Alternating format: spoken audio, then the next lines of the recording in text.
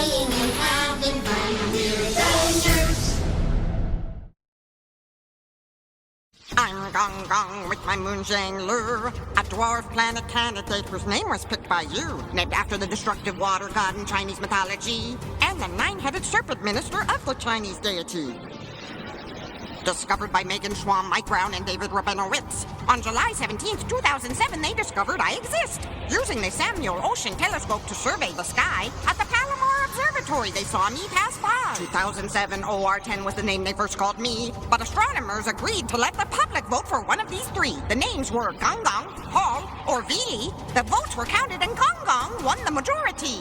I was nicknamed Snow White because of water ice on my surface, but I'm actually red in color, so that name just didn't stick. I'm one of the reddest trans-Neptunian objects, probably because I also have methane on my surface. I'm Gong Gong with my Moonjang lure, a dwarf planet candidate whose name was picked by you, named after the destructive water god in Chinese mythology, and the nine-headed serpent minister of the Chinese deity. I live way out in the scattered disk, a region partially in the Kuiper Belt but stretching far beyond it. Still within the Oort cloud, filled with rocky, icy objects, Neptune scattered these objects around into highly elliptical orbits. I'm in a 3 to 10 orbital resonance with planet Neptune. For every 3 orbits I complete, Neptune completes 10. We're in tune. Pluto is also in an orbital resonance with Neptune. For every 3 orbits Neptune makes, Pluto makes 2. It takes 554 years until one Gong Gong year is done. I have an eccentric elliptical orbit around our sun. 34 AU is my perihelion, and I get as far as 101 AU at aphelion. I'm Gong Gong with my Moonjang lure, a dwarf planet candidate whose name was picked by you, named after the destructive water god in Chinese mythology, and the nine-headed serpent minister of the Chinese deity. One Gong Gong day is similar to one Earth day. I only take about 22 hours to rotate. Compared to other candidates, I have a slow rotation rate, which is probably caused by Shang Lu and tidal forces he creates. Long ago, I may have had cryovolcanism on me, where water from my interior erupted to my surface, you see. It's possible that I may have a very thin atmosphere, but confirmation of this isn't yet quite clear. I'm the 5th largest trans-Neptunian object known, approximately the size of Pluto's moon Charon. I'm still considered a dwarf planet candidate, but hope to soon be promoted to an official dwarf planet. I'm Gong Gong with my Moonjang lure, a dwarf planet candidate whose name was picked by you. We hope you enjoyed this episode of Meet the Dwarf Planet. Stay tuned for our next episode, Dwarf Planet candidate Orcus. We'll see you soon. Thanks for watching. Bye. Learning, playing, and having fun. We're Avengers. In the darkness far away, you'll find me as I make my way, drifting beyond the 8 planets in my own eccentric inclined orbit.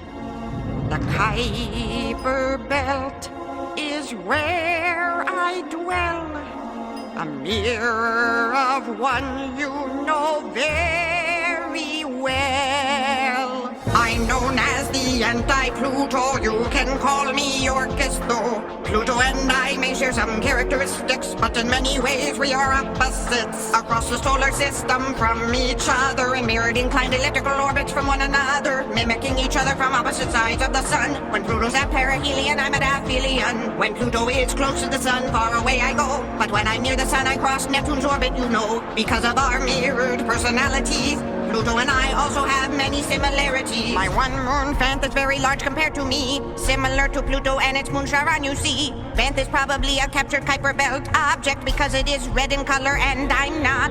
We're as close together as a planet and moon can be. It only takes Vanth 9.5 days to orbit me. Another similarity to unfurl. We're both named after gods of the underworld. My name, Orcus, is Etruscan, after the underworld's punisher of the condemned. Vanth is the goddess that guides souls to the underworld below, like Charon, the ferryman of dead souls. They call me the anti-Pluto, you can call me Orcus though, with some similarities and differences to discuss. Let me tell you a little more about us. Astronomers refer to me as a KBO, a Kuiper Belt object spotted long ago. Officially discovered in 2004, even though I was photographed decades before. February 17, 2004 is when I was found by Chad Trujillo, David Rabinowitz, and Mike Brown. Later they realized that a sky survey had been done that captured me in pictures back in 1951. Another similarity to Pluto that is opportune. Both Pluto and I have a 2 to 3 resonance with Neptune. For every 3 orbits that Neptune gets, we both get to complete 2 orbits. I take about 245 years to orbit around our sun, very close to Pluto's 248-year duration. Many people wanted my moon to be named Porcus, so we'd be Orcus Porcus when people referred to us. Mike Brown found this amusing but wanted it to be more serious, so my moon was named Ved after the Etruscan goddess. I could have cryovolcanoes on me, that would be nice, which would explain why my surface is covered in water ice. They call me the anti-Pluto, you can call me Orcus though, named after the underworld god that punishes the condemned.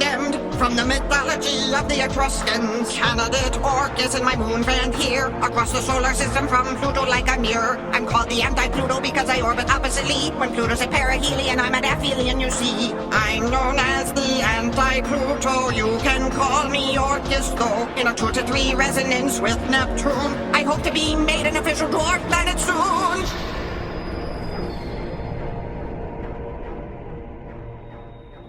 We hope you enjoyed this episode of Meet the Dwarf Planet. Meet the Dwarf Planet will return with candidates like Salacia, Ixion, Chaos, and many more. So stay tuned. We'll see you soon. Thanks for watching. Bye.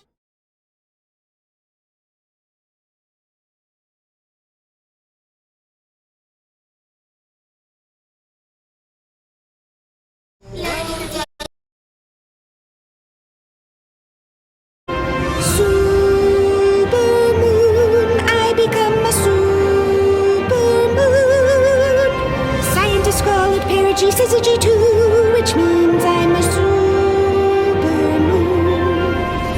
Not only does it look like I change in size, but my color can change when seen through your eyes. Sometimes I look like I'm dark red in color, which could be because of smoke in the air, or when the earth is between me and the sun, it's called a lunar eclipse, and a blood moon is what I've become. Blood moons are really dark and creepy, a spooky sight we all should see. But my favorite full moon that I like to be is when I'm closest to Earth, at perigee. Supermoon, that's when I'm a supermoon. The closest I get to Earth when I'm full is when I'm a supermoon. Have you ever heard the saying, once in a blue moon? Well, that saying is about me, another type of moon that's full. The saying actually has nothing to do with my color, to be clear, even though I can look blue in color from dust in Earth's atmosphere. My orbit and rotation are both a little less than a month, so every once in a while I'll be full twice in a month, not once. An extra full moon in a season of 4, this happens very rarely. A blue moon is an extra bonus full moon, another chance to see all of me. Super moon, or even a extremely rare type of full moon is a super blue blood moon. Super moon, when I'm a super moon. Scientists call it perigee syzygy2, a fancy way to say